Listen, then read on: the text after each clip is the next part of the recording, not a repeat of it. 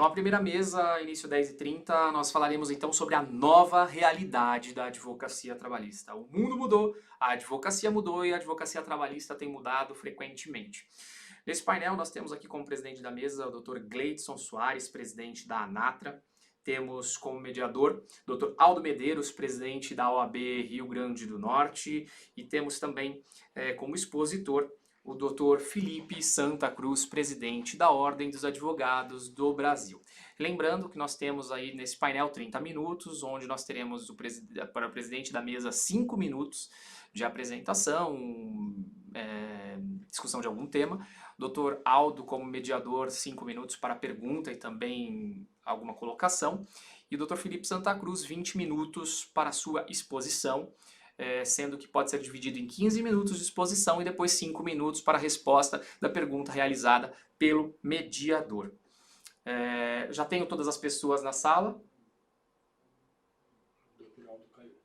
O Dr. Aldo não está na sala conosco, mas nós podemos começar aqui com o Dr. Gleidson fazendo a apresentação. Dr. Gleidson, por favor, passo a palavra ao senhor. E eu volto ao final. Então, quando nós estivermos ao final do painel, faltando 1, 2 minutos para seu término, eu volto para a sala. A palavra é sua. Perfeito. Então, vamos dar início ao nosso primeiro painel com o nosso queridíssimo presidente da OAB Nacional, Dr. Felipe Santa Cruz, e farei aqui um breve apresentação, se o Dr. Felipe me permitir. Conselheiro, presidente do Conselho Federal da OAB, foi presidente da Caixa de Assistência da OAB Rio de Janeiro por 2 mandatos, foi presidente da OAB do Rio de Janeiro por 2 mandatos, foi presidente da Caixa e presidente da OAB por 2 mandatos, advogado trabalhista militante, como bem disse o professor Aldo Medeiros, atuante, de origem, sabe das agruras que nós passamos, é conhecedor. O professor Felipe presidiu o Centro Acadêmico de Direito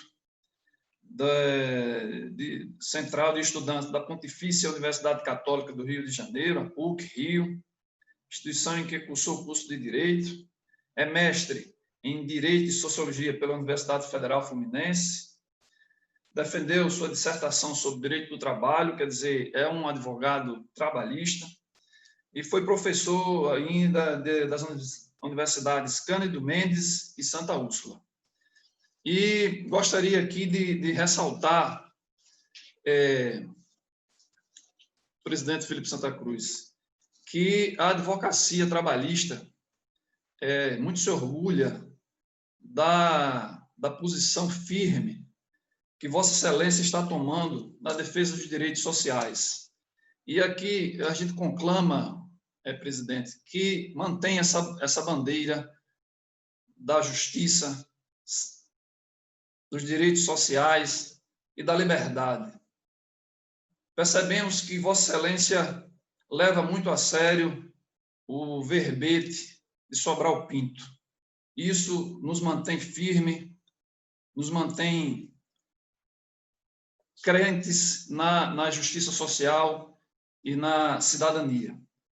E, para finalizar a apresentação de Vossa Excelência, presidente, a gente recebemos um currículo e um ponto, doutor Felipe Santa Cruz, que nos traz uma referência bem específica, é o seu espírito de buscar criar pontes onde houver divergência. Então, essa sua posição de buscar criar pontes em onde houver divergência nos traz também um caminhar, uma visão bem profícua dessas dificuldades que nós estamos todos passando. Então, passo a palavra a Vossa Excelência aí para que nos traga uma sua visão, né, nessa caminhada sobre essa nova realidade da advocacia trabalhista. Por favor, doutor Felipe. Muito obrigado, doutor Gladson. Agradeço o carinho, a forma amigável, né? Nós estamos aqui longe pela tela, mas próximos sem dúvida nenhuma. O ideal seria que eu estivesse aí, nessa cidade linda, né? Revendo os amigos, podendo compartilhar da culinária maravilhosa, podendo compartilhar do carinho e do afeto que sempre sou objeto quando visito o Rio Grande do Norte. Então, quero cumprimentá-lo, dando parabéns. Esse é um dia muito importante para todos nós no Justiça do Trabalho e é um dia importante também. E muito obrigado por todas essas palavras. É um dia fundamental para a advocacia. Quero cumprimentar o doutor Aldo, né, Medeiros, que é um presidente de excelente, né, atuação, um homem experiente, capaz, sereno, que tem nos contribuído muito com o Colégio de Presidentes da Ordem dos Advogados, tem sido muito importante nesse momento que nós temos que construir essas pontes que foram citadas na sua abertura, né? Agora é hora de passarmos por cima de pequenas diferenças.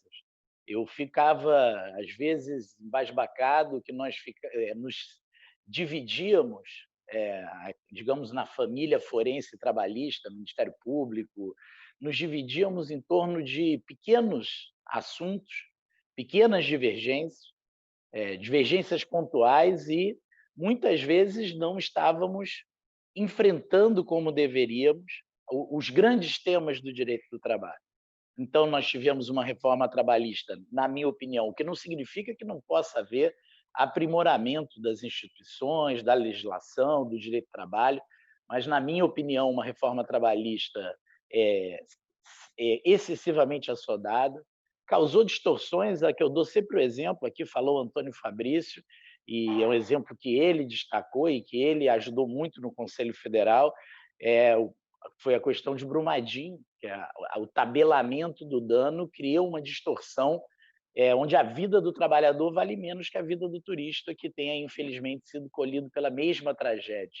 Então, nós estamos questionando isso no Supremo Tribunal Federal, deve ser decidido nas próximas semanas, mas fato é que a reforma trabalhista, excessivamente, na minha opinião, antiprocessual, prejudicou direitos, principalmente com a quitação, e causou um aguçamento, um acirramento desse quadro de precarização, que é um quadro de precarização que, para nós agora, com quase 50 mil mortos, com centenas de milhares de internados no Sistema Único de Saúde, fica claro, né? O entregador do aplicativo sem proteção nenhuma da Previdência Social agora é responsabilidade do Estado, e assim o é cuidar dele, né? Esse modelo de precarização não gerou... Eu lembro que a reforma trabalhista, quando surgiu, se falava em 6 milhões, pelo menos, de empregos. Isso não aconteceu. Os empregos gerados foram empregos de menor monta, a economia segue estagnada, todo o discurso de que era o direito do trabalho, os direitos sociais que causavam o prejuízo das empresas não se realizou na realidade, né? No campo fático, no campo concreto. Então, premissas falsas que levaram a conclusões equivocadas. Então, temos que ser francos, diretos, dizer que passamos por um momento difícil nos últimos anos, passamos por um momento de ofensiva contra o direito do trabalho. Eu concordo com o que foi dito aqui, que eram manobras que uma hora atacavam a Justiça do Trabalho, outra hora atacavam o Ministério Público do Trabalho, outra hora atacavam a advocacia trabalhista, nos dividindo e buscando nos enfraquecer, manobras com um único fito, com uma única mensagem, com uma única intenção: acabar com o direito do trabalho no Brasil, né? Acabar com o direito do trabalho no Brasil. O espantoso nisso foi que setores da própria comunidade jurídica, da própria advocacia, compraram esse fenômeno que eu juro que eu tenho que estudar, né? O estudante de direito que é contra a imparcialidade do juízo, o estudante de direito que é contra o amplo contraditório, a ampla defesa, o estudante de direito que é contra os direitos sociais, que é contra os direitos humanos, que é contra o direito ambiental. Então, nós vínhamos passando por um momento muito difícil, eu vou dizer isso todas as vezes que for chamado a falar sobre o tema. O que está morrendo aí, e não está morrendo só aqui, não. Essa é uma discussão do mundo todo. A Califórnia está tratando da discussão da precarização do trabalho. A Alemanha está tratando da discussão do modelo de saúde e de precarização do trabalho. Nós somos um país periférico, essa é a nossa história, essa é a nossa sina. Agora, nós, como país periférico, temos a nossa complexidade, apesar da decadência enorme dessa década, que será a pior década da história republicana. Nós caímos aí da 5ª economia do mundo para a 12ª. Somos uma economia razoavelmente complexa, razoavelmente forte proporcionalmente, concorrencialmente, e temos que ter instrumentos de discussão sobre o mundo do trabalho, né? Sobre o conflito capital-trabalho, que ainda não está superado. Não são todos empresários, não são todos detentores dos meios de produção, né? Quem tem um automóvel e se coloca à disposição de um aplicativo não é um empresário livremente empreendendo, é um trabalhador trabalhando 15, 14 horas por dia, não dormindo, colocando em risco a sua vida e dos seus passageiros para levar o pão pouco de cada dia para os seus familiares. Quando que essa discussão foi superada? Quando que esse assunto efetivamente foi superado? Quando que a verdadeira prisão simbólica da sociedade brasileira, que é a escravidão, o segundo país do mundo que saiu mais tarde da escravidão, o penúltimo a sair, que deixou entre nós uma mão de obra absolutamente desassistida, desamparada, né? Uma conta que temos que pagar, em especial com os negros do nosso país, e que depois se eternizou, digamos assim, ou se perenizou, melhor dizendo, num modelo trabalhista excessivamente aviltante, com vitórias. E quem são os autores dessa vitória, se não são os magistrados trabalhistas, os procuradores do trabalho e a advocacia trabalhista? A partir do momento que se cria a Justiça do Trabalho no Brasil, com a Revolução de 30. Todo o arcabouço jurídico e técnico que, na prática, nós conseguimos dar a esse conflito do país da escravidão, no país da hiperexploração, no país... e tudo está por trás desse debate. Eu quero aqui dizer de forma muito franca, estou aqui na reta final do meu mandato, estou com o coração aberto, como dito aqui, é um momento que exige coragem de todos nós. Quem não tiver coragem é covarde, não serve à profissão, nem serve ao Brasil nesse momento, não serve à democracia. Então, sendo muito franco, esses terroristas virtuais que aí estão são financiados por interesses da hiperexploração do trabalho. Tem interesse do garimpo ilegal? Tem. Tem interesse do devastador de floresta? Tem. Mas, basicamente, interesse daqueles que querem um modelo de expropriação total do dinheiro do trabalhador, de escravidão legalizada. São eles que financiam esse modelo de terrorismo virtual, de manipulação da opinião pública através das redes sociais, através das fake news. Não é outro interesse, é o interesse do conflito capital-trabalho, é o interesse da hiperexploração. E, nesse ponto, volto a dizer, nós somos um país periférico.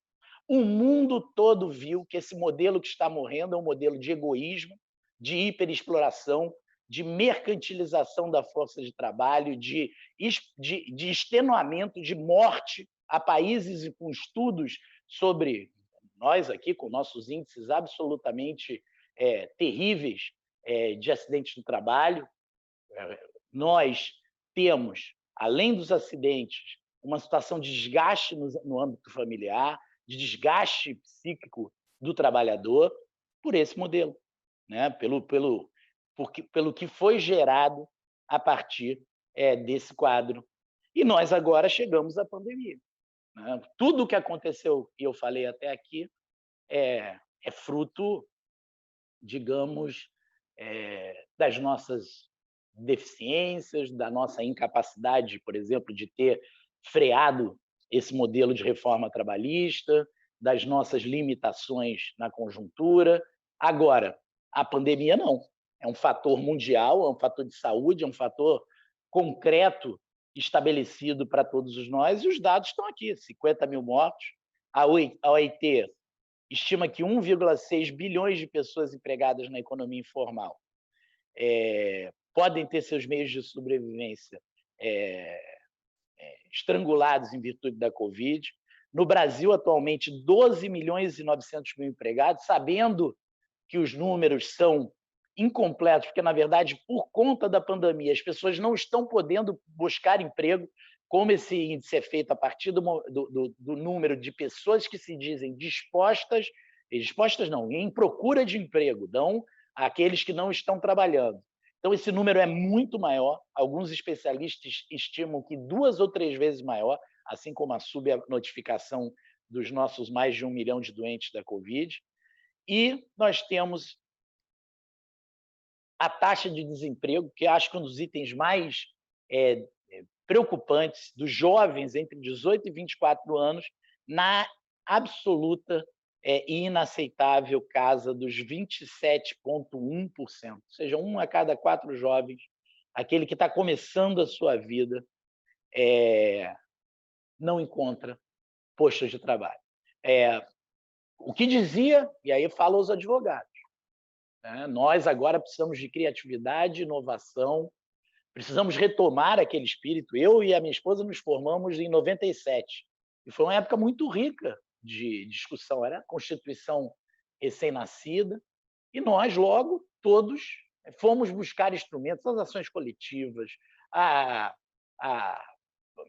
nossa própria criatividade em relação à interpretação do direito do trabalho, a nossa capacidade de inovar, usando também a força, né, e apostando também na força de uma magistratura comprometida, como quero aqui, comprometida com o que eu chamo de com justiça social, né, como quero aqui frisar a presença e agradecer as palavras da ministra Adelaide, que tão bem representa a advocacia no Tribunal Superior do Trabalho, com tanto destemor, uma mulher brava, guerreira, uma história de vida linda que nos representa no TST para todo o nosso orgulho.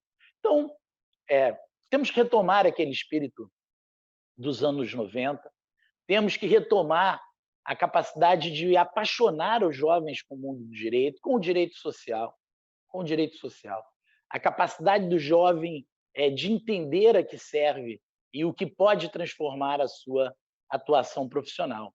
Num Brasil que precisa desesperadamente de nós.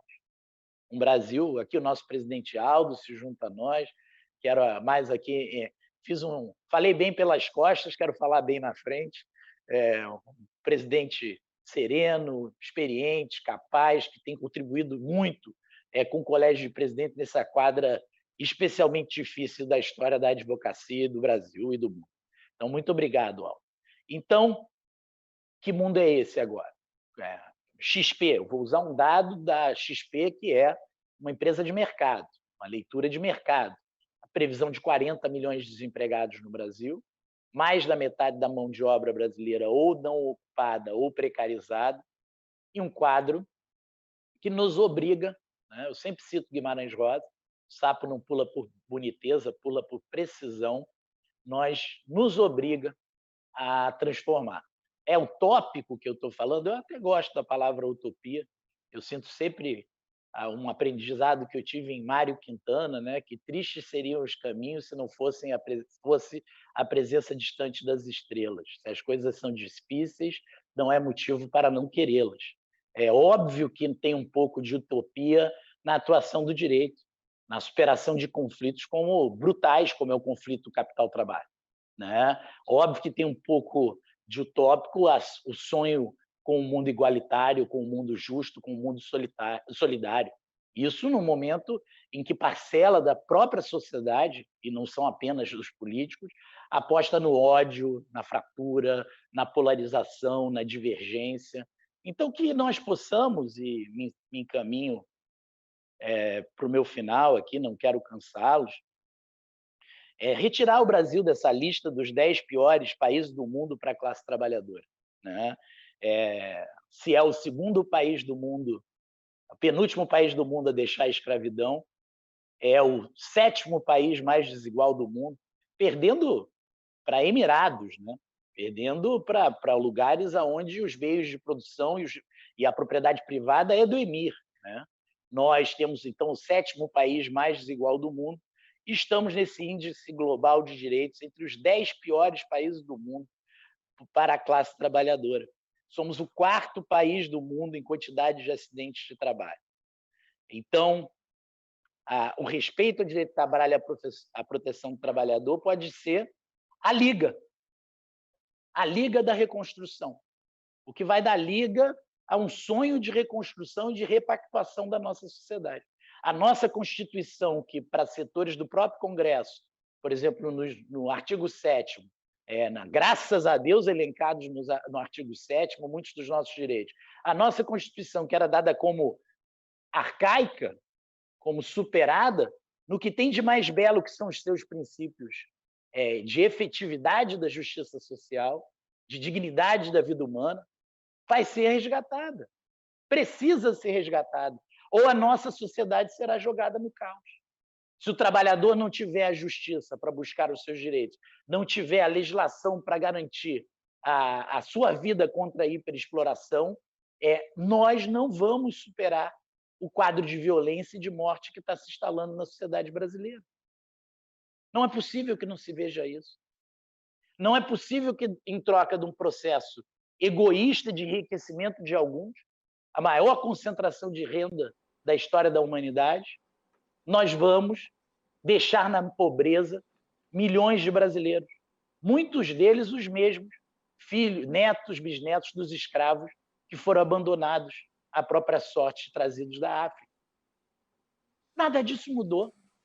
Nada disso é novo. O que eu estou dizendo aqui pode falar, mas isso foi dito. Sim. Agora, o que tem que mudar, e é isso que eu queria marcar, porque eu gosto sempre de me filiar ao realismo otimista, né? Acho que não dá para ser, como dizia o Ariano Suassuna, não ser realista, porque senão você é tolo, é bobo, né? Ingênuo. Mas tem que ser realista, mas tem que ser otimista, né? Eu sigo acreditando, como diz o ministro Barroso na sua obra, que isso tudo é um processo civilizatório. Que é um processo civilizatório que tem momentos de ataque, de avanço e retrocesso. Né? Então, o que possamos fazer desse momento, desse divisor de águas da história da humanidade, onde todos nos descobrimos novamente, os que não lembravam, humanos, ricos e pobres, estão perdendo vidas todos os dias. Hoje, aqui no Rio de Janeiro, perdemos a vida de Silvio Capanema, um dos maiores juristas do nosso Estado, um advogado de brilho.